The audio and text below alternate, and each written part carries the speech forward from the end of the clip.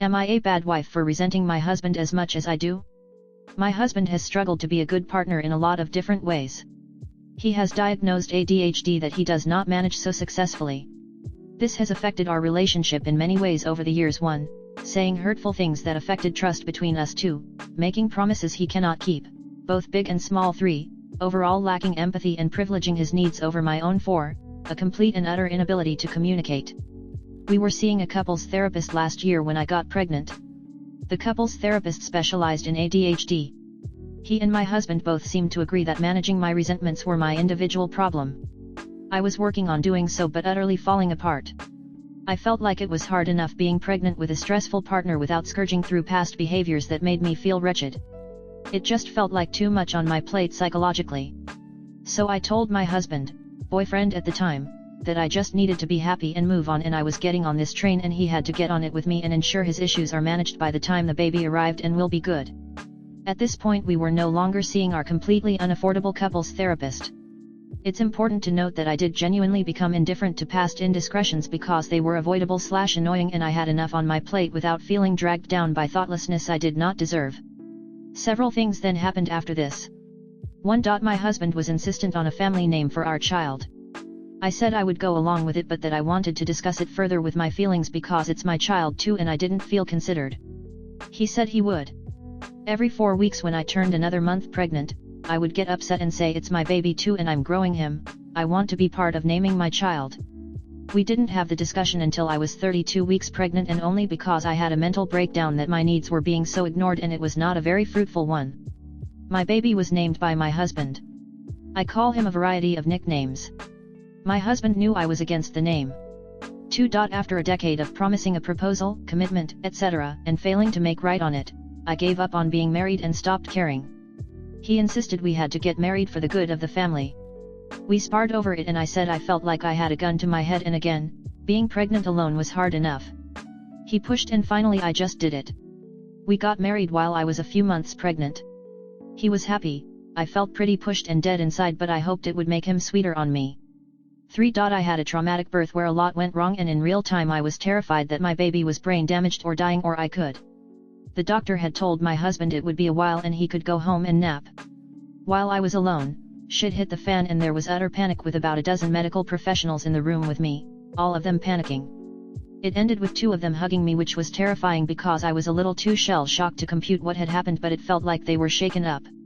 This incident repeated a second time and I had a 6-minute splash and C-section by the time my husband was back. It felt like he and I were trauma bonded from all that happened. For like 6 hours. Later that night, he went home to sleep over staying in the hospital room, but we agreed he'd be back by 6 a.m. He fell asleep, didn't pick up about a dozen phone calls, and returned at 10 a.m. It was an accident, but it was an incredibly traumatic day for me, and the first night postpartum was an extension of that, where I felt totally alone and abandoned. 4. I did not receive the help I needed postpartum. My husband was terrified of SIDS, so he did the night shift, aka watched movies and played video games all night while watching the baby on the monitor and being present for the every 3-hour feedings that I also was obviously there for.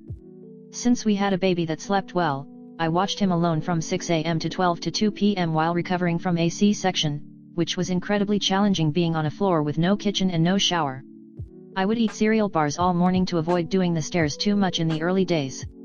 This and 3, both culminated in me getting, understandably, upset at 2 weeks postpartum, and my husband went 10 rounds instead of handling the situation with kid gloves 2 weeks after I had a baby, or behaving as though he had done something wrong that led to these emotions, like abandoning me in the hospital with a newborn on the hardest day of my life.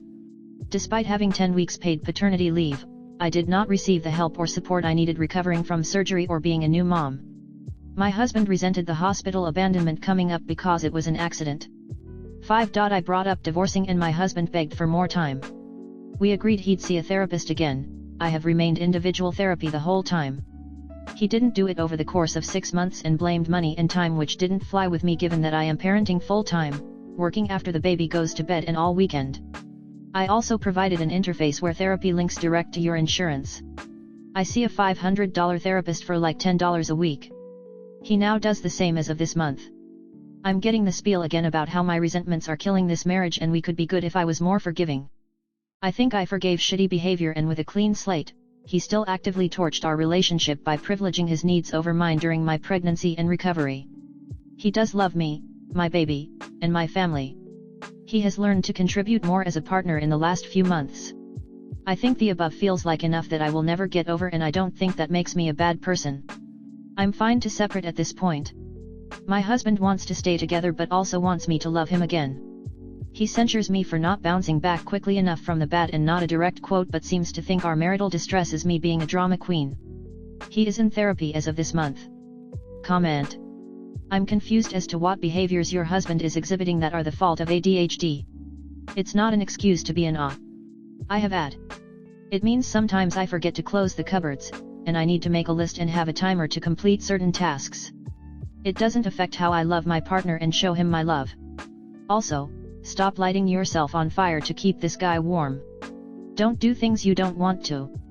Your husband pushed you to get married when you didn't want to get married.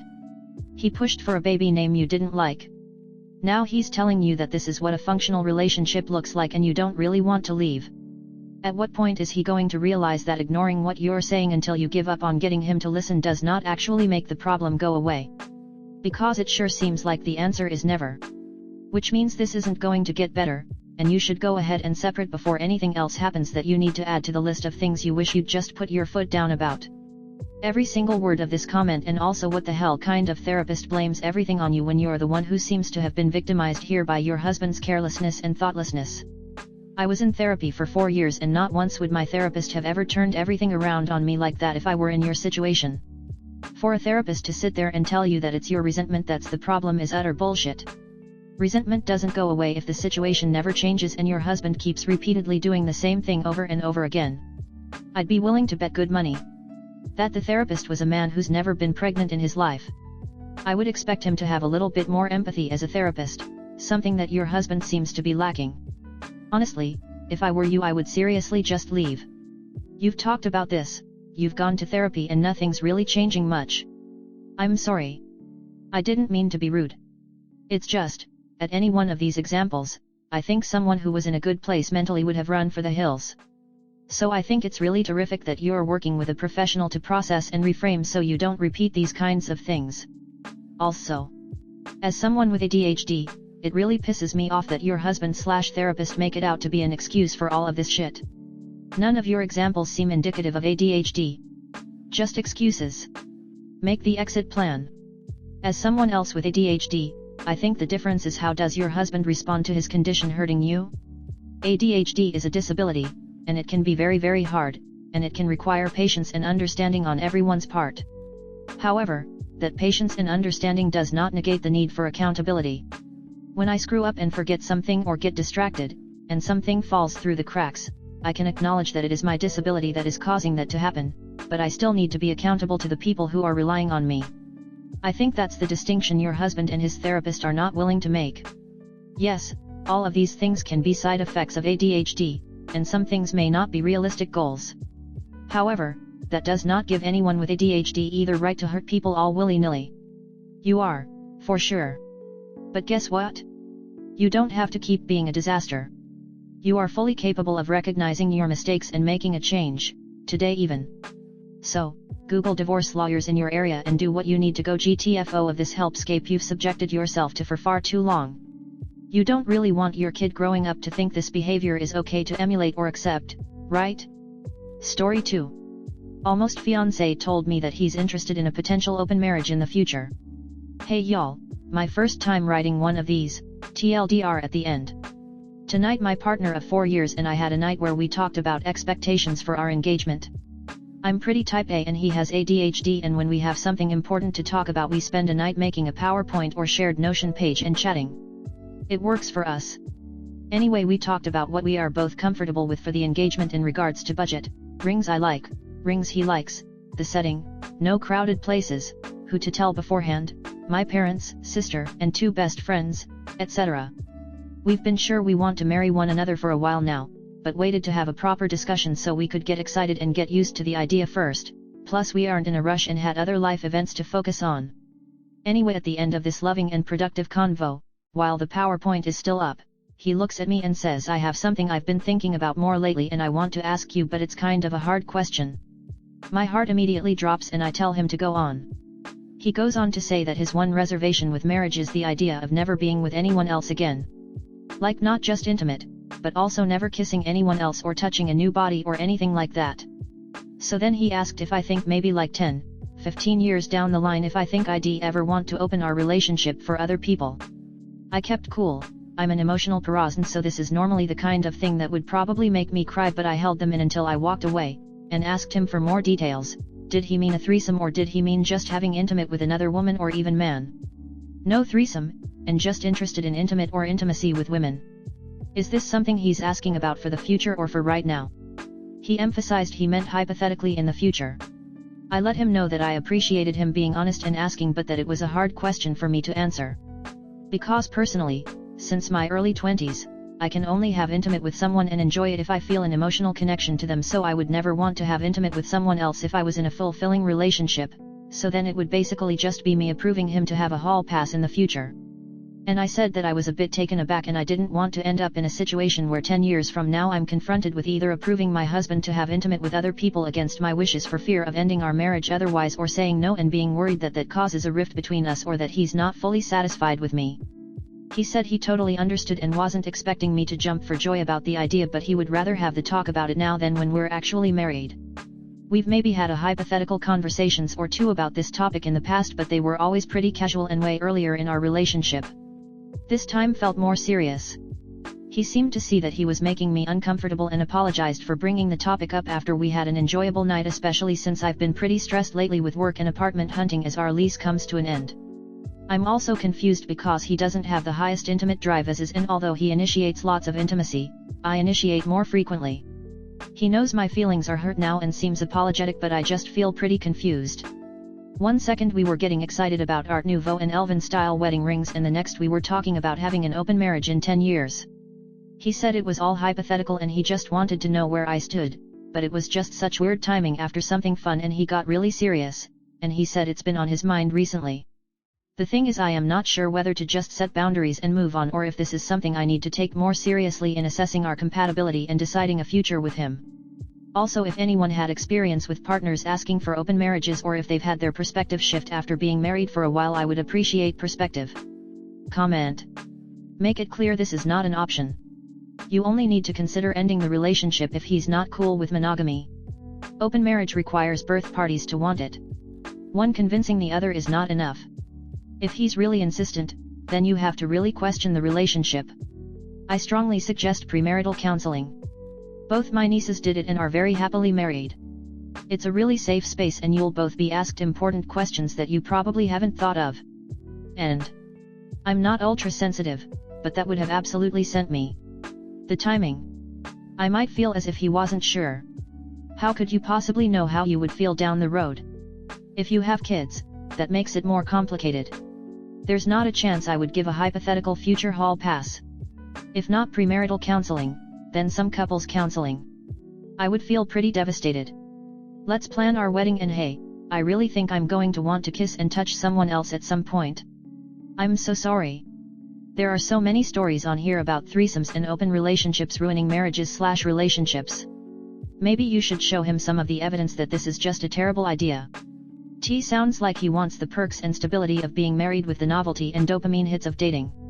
This is a two-party consent decision and both parties need to be 100% on board, and it sounds like you aren't.